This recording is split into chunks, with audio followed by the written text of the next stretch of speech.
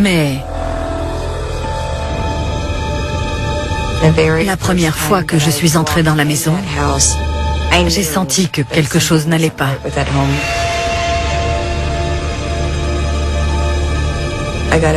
J'ai eu une impression étrange. J'ai ressenti de la tristesse. Je n'y ai pas réfléchi plus que ça. Je me suis dit que ça irait. Et je suis passée à autre chose.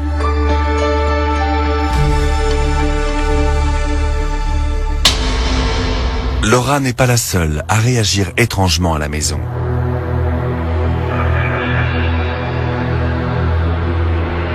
On a 2 chiens, Creek et Princess. Il y a aussi mon chat, Baby. Il a le pelage roux et il est plutôt timide.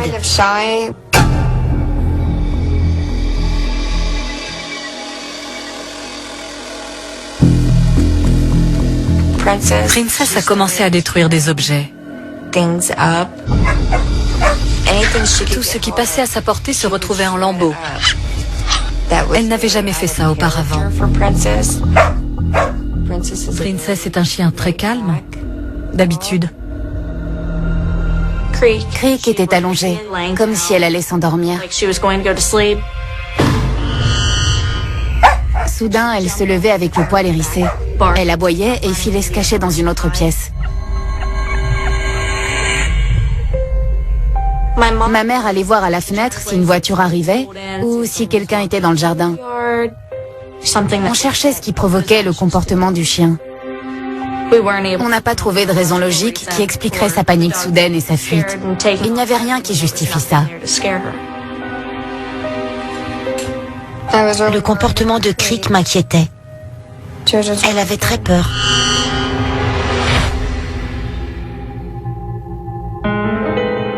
Pour Roger, ça n'était pas important. Juste un truc de chien. Je n'y ai pas vraiment prêté attention. Il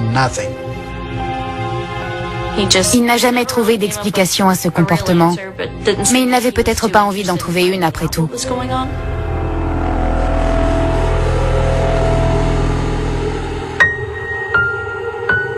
Un soir, Roger et moi regardions la télé.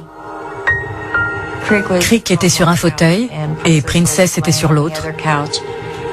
Soudain, Creek a levé la tête et a jappé. Princess s'est mise à grogner et elle est partie dans une autre pièce. Baby bougeait la tête d'avant en arrière. Je lui ai demandé « Baby, qu'est-ce que tu regardes ?» J'ai levé la tête et j'ai vu une sorte de nuage noir au plafond.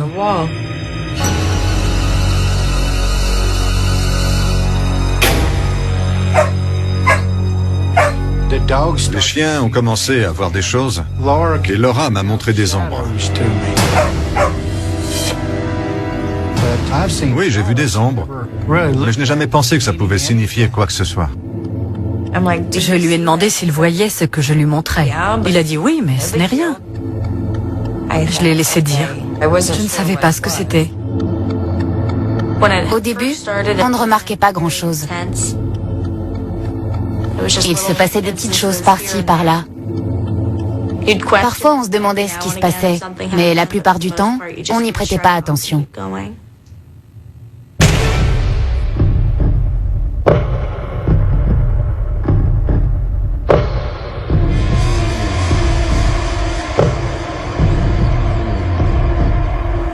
Roger était au travail et Daniel à l'école. J'étais seule à la maison avec les chiens. Princess s'est mise à pleurer. Je lui ai demandé ce qui n'allait pas.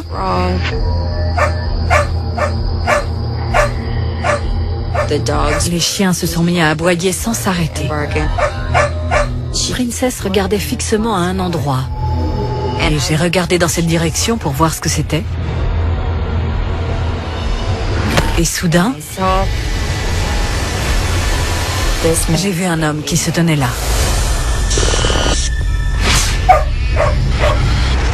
J'étais terrorisée. On aurait dit qu'il était de l'époque de la guerre de sécession. Il avait des contre-épaulettes en cuivre Il portait un chapeau et il était très grand. Et il me regardait fixement, avec des yeux noirs.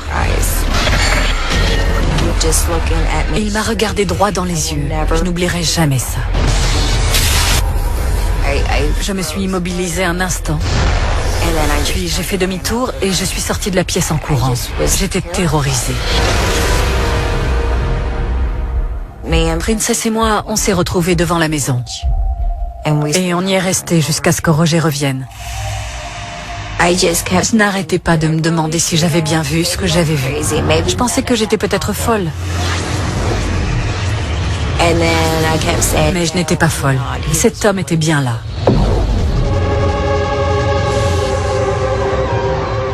Je crois que j'étais certaine de ce que j'avais vu et que je cherchais tous les prétextes pour ne pas l'accepter.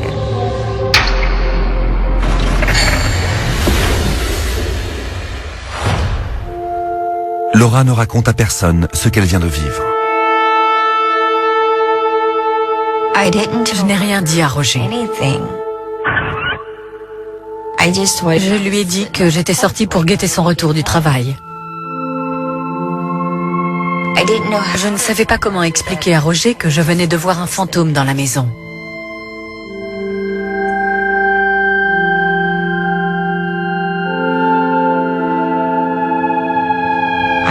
Je me levais tous les matins et je faisais ce que j'avais à faire. Mais c'était difficile de reprendre une vie normale. Parce que si on raconte qu'on vit dans une maison hantée, les gens vous prennent pour une folle. Ils ne veulent pas croire que vous avez vu un fantôme. Ce n'est pas évident.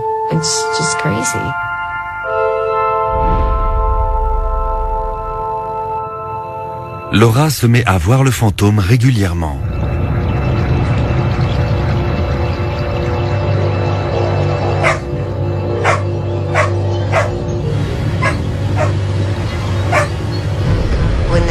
Quand le fantôme apparaissait, Princess grognait. Elle voulait me protéger, mais elle avait tellement peur qu'elle se mettait à pleurer et à trembler.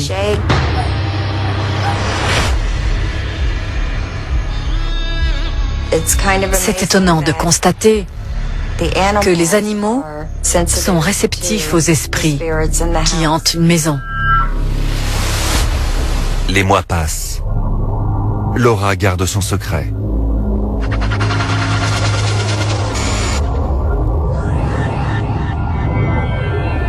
On était en train de dîner dans la cuisine. Je me suis levée pour aller aux toilettes.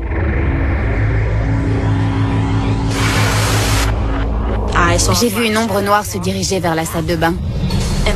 Dans ce cas, on se demande si on a bien vu. On se frotte les yeux pour être sûr qu'on n'a pas rêvé. Je suis sortie de la salle de bain en courant et j'ai dit à ma mère, « Il y a un homme dans ta chambre. » On aurait dit que c'était un soldat. Amanda a commencé à me décrire cet homme. D'après son uniforme, c'était un soldat de la guerre de sécession.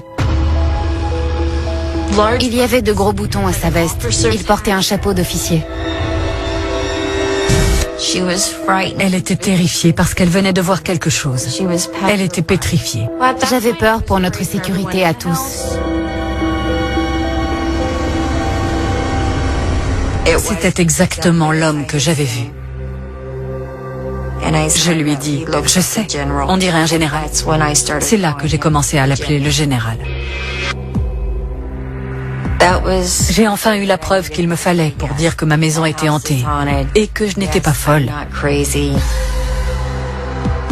La première fois qu'elle m'a parlé du général, je n'ai pas cru à son histoire, parce que je pensais qu'elle délirait, qu'elle avait simplement vu une ombre.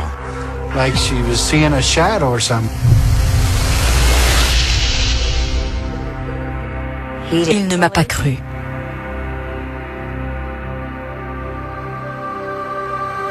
Roger est quelqu'un de sceptique.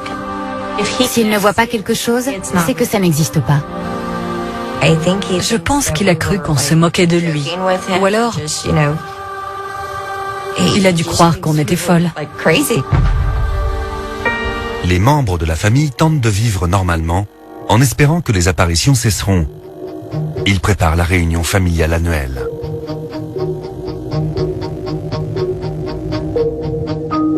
On a commencé ces réunions de famille il y a environ 7 ans. Ça dure tout un week-end. Chacun arrive et plante sa tente. Mon arrière-grand-mère a eu 23 enfants. On a donc une très grande famille.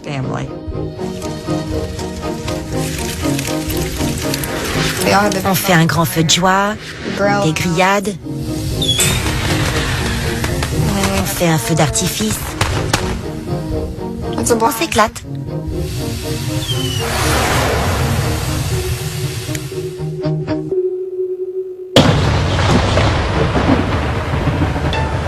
Ce week-end-là, il a plu. Les tentes ne tenaient pas. Elles prenaient l'eau. On les a donc pliées pour que tout le monde vienne dans la maison. Il y a assez de place.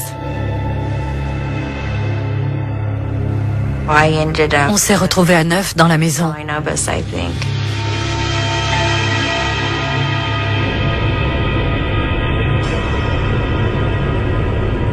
Et on a décidé d'aller se coucher.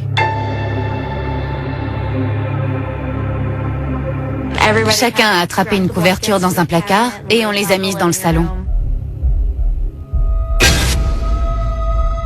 Je suis resté dormir sur place parce que ma mère ne pouvait pas venir me chercher.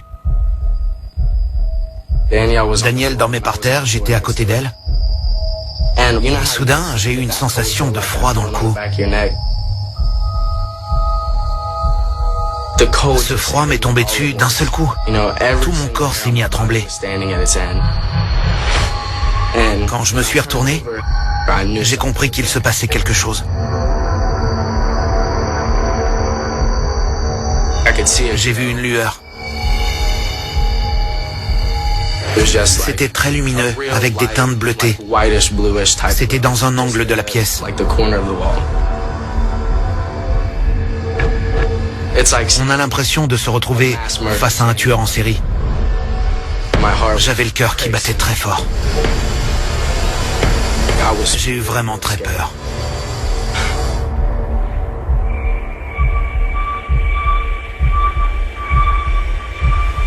À partir de là, ça a empiré.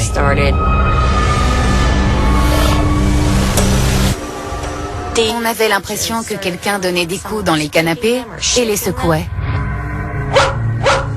Princess regardait le plafond comme si elle allait se jeter dessus pour attaquer. Mes perchoirs à oiseaux se sont mis à tourner à toute vitesse. Mes cousins hurlaient. Princess s'est réfugiée sous le canapé. Elle était sous la couverture et faisait tout ce qu'elle pouvait pour se rapprocher de ma mère. Elle tremblait. On était blottis les uns contre les autres par terre. On ne comprenait pas ce qui se passait. On a fini par se ruer vers la porte de derrière. J'ai eu la peur de ma vie. Mes cousins hurlaient. On a passé la nuit dehors, à l'arrière de la maison. J'avais déjà vu ce genre de choses dans des films et je me disais que ce n'était que du cinéma. Mais là, ça se passait chez moi, dans mon salon et devant les enfants. Je ne veux pas reconnaître que j'avais peur et pourtant j'avais peur. Je n'avais jamais entendu dire qu'il y avait des fantômes ou des esprits dans cette maison. Mais après cette soirée, ça ne m'aurait pas surpris. Et j'y aurais cru. Malgré les nombreux témoins de cette activité, Roger reste sceptique. Il ne s'est pas douté de ce qui se passait. Roger dormait dans sa chambre avec des boules caisses.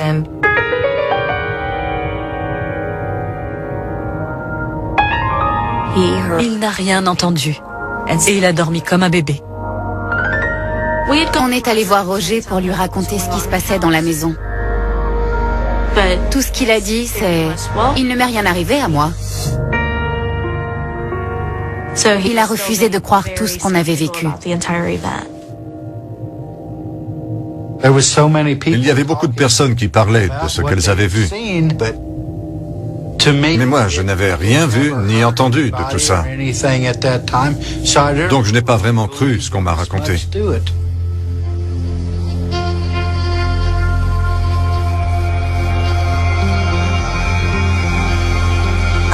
Je suis allée voir Roger et je lui ai dit, si tu ne vois rien, tant mieux. Si tu ne veux pas nous croire, tant mieux. Mais je veux que tu m'écoutes parce que j'ai peur.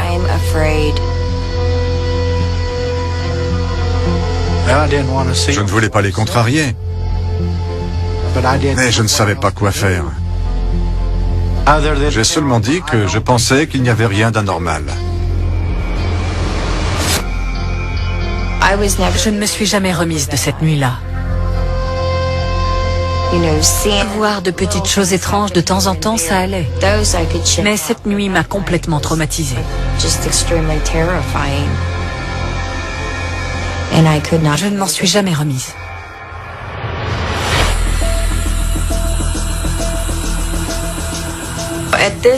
J'en étais au point où je voulais surtout trouver des réponses. Laura est allée consulter tous les registres possibles pour découvrir qui était le précédent propriétaire de la maison. Je m'appelle Martha Bladen et je dirige les musées d'histoire du comté de Switzerland. Nous avons recherché des actes et nous sommes remontés jusqu'en 1846. J'ai ensuite relevé les noms et j'ai tenté de découvrir si l'un des précédents propriétaires avait servi dans l'armée. On a découvert que vers 1880, un homme, qui était le propriétaire de la maison, est mort sur ce terrain et qu'il avait participé à la guerre de sécession. Fleming Siebenthal avait acquis ce terrain vers la fin du 19e siècle. Il était capitaine dans la compagnie D, qui appartenait au 139e régiment de volontaires de l'Indiana. Je suis allée voir Roger et je lui ai dit, ça y est, j'ai trouvé qui est le général. Je ne suis pas folle. Malgré ces nouvelles preuves, Roger reste sceptique. Je ne croyais pas que ce fantôme en uniforme pouvait être ce capitaine.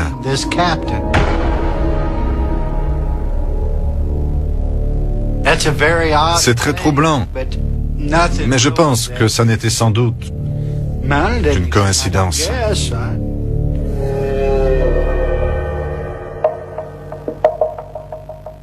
Je ne sais pas pourquoi il a refusé de me croire. Roger est quelqu'un de très calme. Très.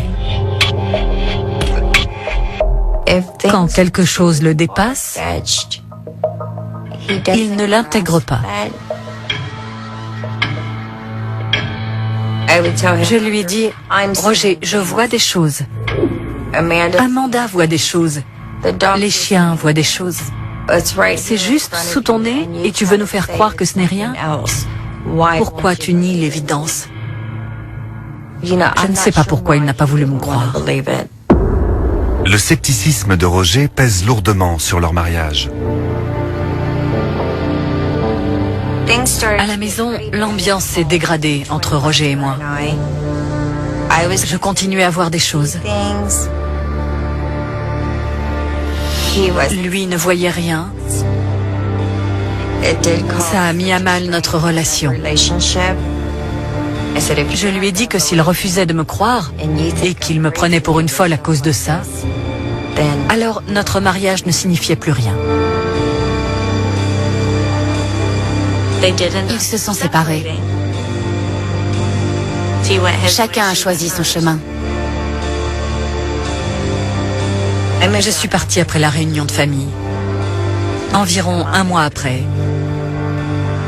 J'étais très fragile psychologiquement. C'est sûrement l'une des périodes les plus difficiles de ma vie.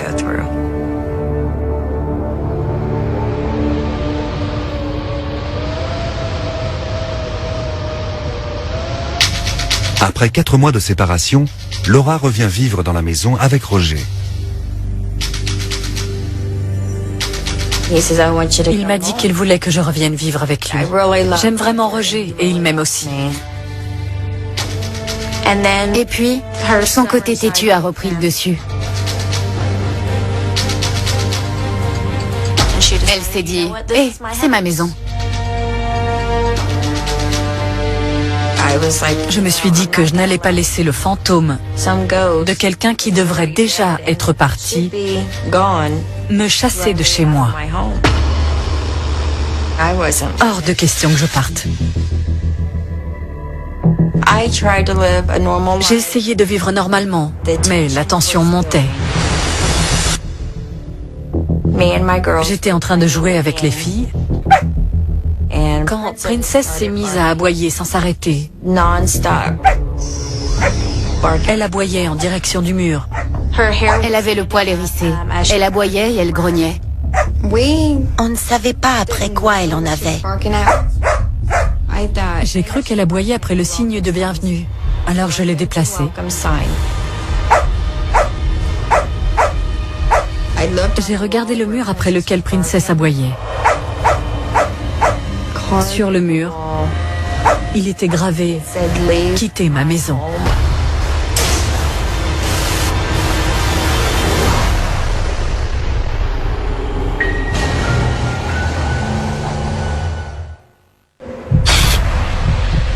Les histoires des témoins de l'étrange. À environ 1 heure de la maison des Satterfield se trouve l'imprimerie Otto à Newport dans le Kentucky. Les employés racontent qu'ils y ont entendu des voix et vu des silhouettes fantomatiques traverser les murs au sous-sol. La Société paranormale du Kentucky a découvert que ce bâtiment vieux de plus de 150 ans avait appartenu à une grande organisation criminelle. D'après ce qu'on voit sur cette vidéo d'archives, les fantômes des gangsters hantent encore ces lieux de nos jours.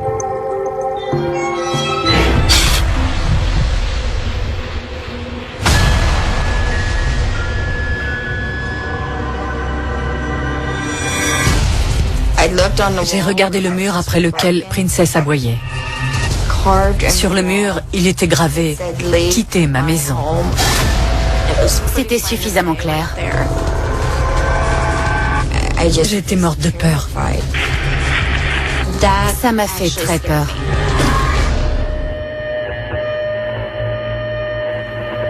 Naturellement, Amanda et Daniel ont eu très peur.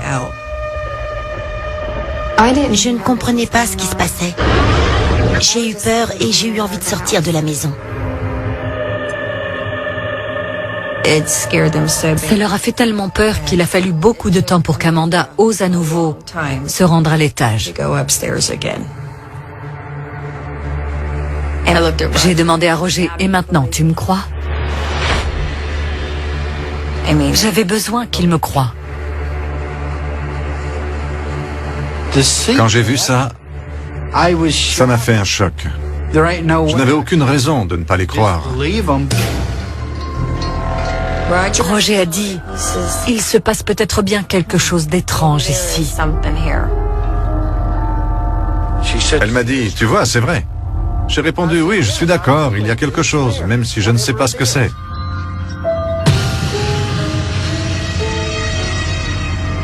Quelque chose ne voulait pas de nous ici. Est-ce que ça allait se mettre à nous attaquer physiquement pour nous faire partir de là? Qu'est-ce qu'on allait faire? Amanda contacte un ami qui est membre d'un groupe paranormal.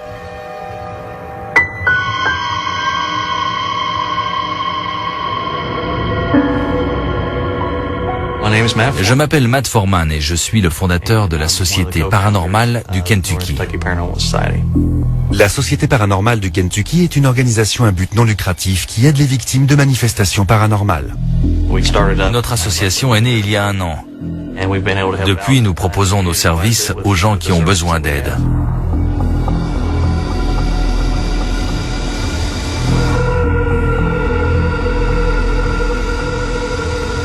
Après ce que nous a raconté Laura, on a eu envie d'aller enquêter pour vérifier son histoire.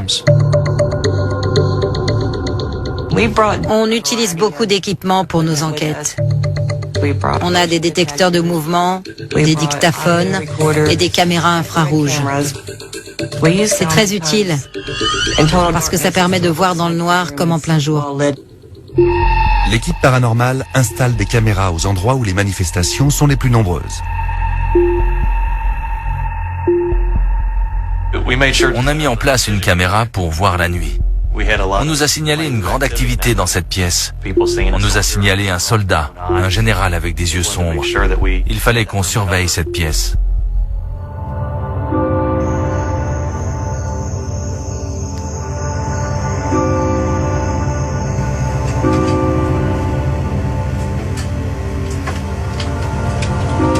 Sur la vidéo, on voit Princess sur le canapé.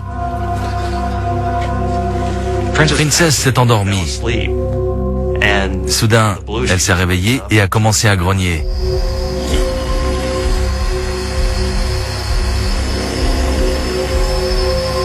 Elle a aboyé en regardant un endroit précis. C'était comme si elle sentait qu'elle allait être attaquée. Ça n'avait pas l'air de lui plaire.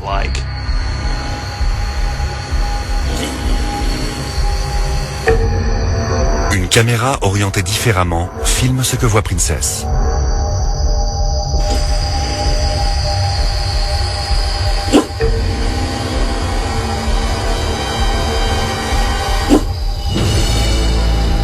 En regardant la vidéo, j'ai remarqué une brume blanche qui passait devant la porte. Ensuite, elle a fait demi-tour et elle a disparu.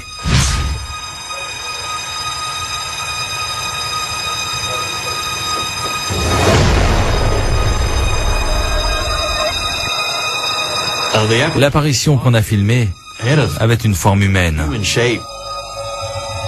On pouvait assez facilement distinguer une tête et des épaules. C'est rare d'observer une apparition qui a une forme humaine. Et c'est encore plus rare de la filmer.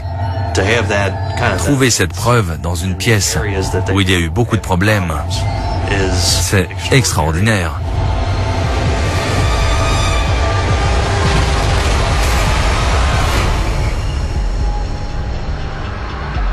On a essayé d'expliquer ça. On a vérifié tous les angles, on a tenté de recréer l'apparition. C'était peut-être un reflet de la vitre. Mais ça s'est rapidement avéré improbable. On a vérifié que la caméra ne s'était pas soudainement déréglée. Peut-être que quelqu'un montait l'escalier pour aller au grenier. Mais ça n'était pas le cas non plus. On a mis cette vidéo à l'épreuve autant qu'on a pu, mais on n'a trouvé aucune explication.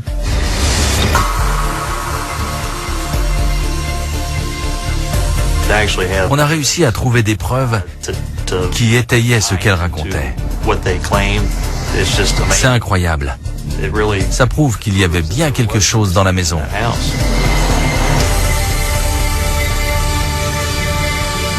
L'équipe paranormale tente de rentrer en contact avec les esprits qui pourraient se trouver dans la maison. Êtes-vous le soldat en uniforme qu'elle voit se promener dans la maison? Ils espèrent recueillir un PVE, un phénomène de voix électronique. On pense que ces sons proviennent des esprits.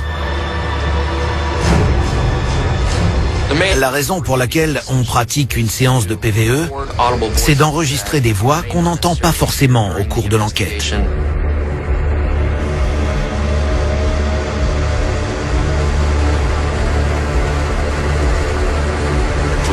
On s'est assis et on a posé quelques questions dans l'espoir d'obtenir des réponses. Vous essayez de nous combattre?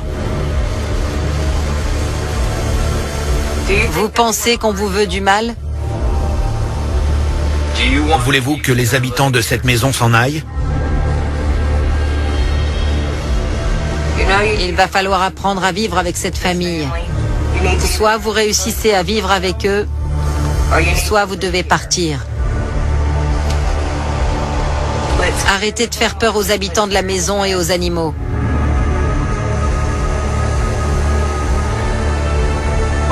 On était en pleine séance de PVE et on a enregistré une réponse très nette.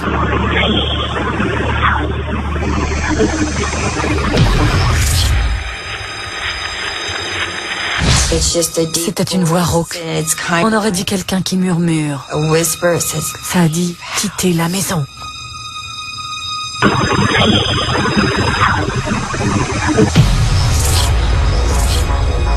Ça m'a fait tellement peur que j'ai dit « C'est bon, je m'en vais ».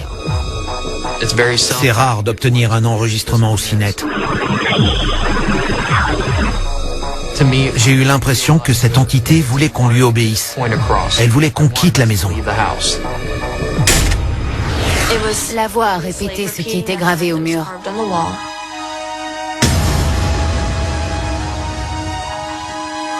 Il y avait le message sur le mur et maintenant l'enregistrement de cette voix.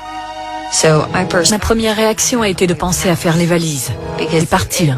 Ça m'a fait très peur. D'un autre côté, j'avais encore l'esprit combatif. Je me suis dit que je ne quitterais pas la maison, que je n'en bougerais pas.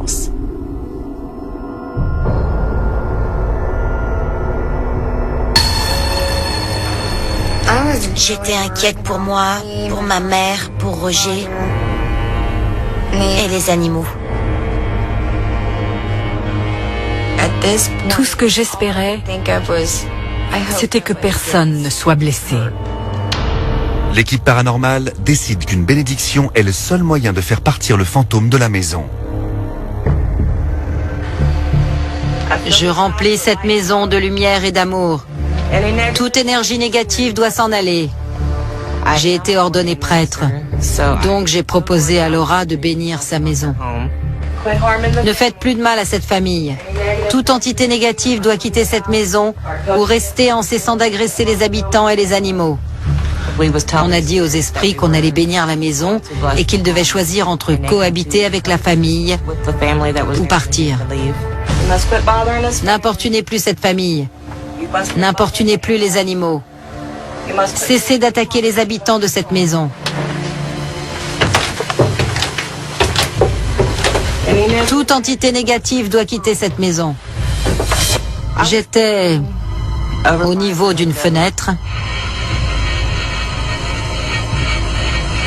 Les autres membres de l'équipe étaient à ma gauche. Matt se trouvait à 1,50 m de l'escalier, près du lit.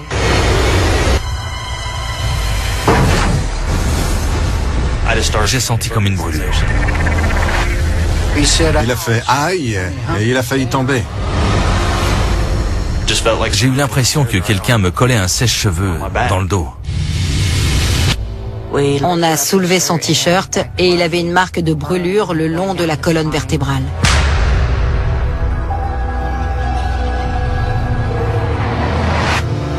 Il n'y avait aucune explication à ça. Je n'avais rien touché, je ne m'étais frotté à rien, j'avais 2 épaisseurs de vêtements. C'est arrivé comme ça. J'ai cru qu'il faisait une réaction allergique. Je lui ai demandé s'il était allergique à quelque chose, mais il a répondu non. C'était inexplicable. On a cherché partout pour trouver une explication rationnelle, mais on n'a rien trouvé qui justifie cette brûlure. J'avais du mal à croire que ça venait d'arriver à quelqu'un chez moi. J'ai eu très peur. On avait une présence maléfique dans la maison. Je dirais qu'on avait affaire à une entité hostile. Ce n'est pas le genre de choses qui arrivent très souvent. J'espérais seulement que personne d'autre ne serait blessé. Malgré l'attaque de l'esprit, l'équipe paranormale poursuit la bénédiction de la maison. Cessez de vous en prendre physiquement aux habitants de cette maison, y compris les animaux. J'étais un peu inquiète, mais il fallait qu'on le fasse pour aider nos clients. Vous n'êtes pas le bienvenu dans cette maison. Vous devez partir d'ici et laisser ces gens tranquilles. J'étais au 2e étage. Je remplis cette maison de lumière et d'amour. Toute énergie négative doit s'en aller. Je regardais ce que Christelle et son équipe faisaient. Soudain, j'ai ressenti une brûlure dans le dos. Ça fait mal. Je vous laisse. J'ai eu très mal. C'était une brûlure. Je suis descendue en courant. Fais voir ton dos. On a soulevé sa chemise, elle était griffée dans le dos. Il y a 3 marques. Oui, il y a 3 marques. On a cherché partout pour trouver une explication rationnelle, mais on n'a rien trouvé. Des traces dans son dos. On aurait dit des griffes. J'ai eu peur pour la sécurité de Laura.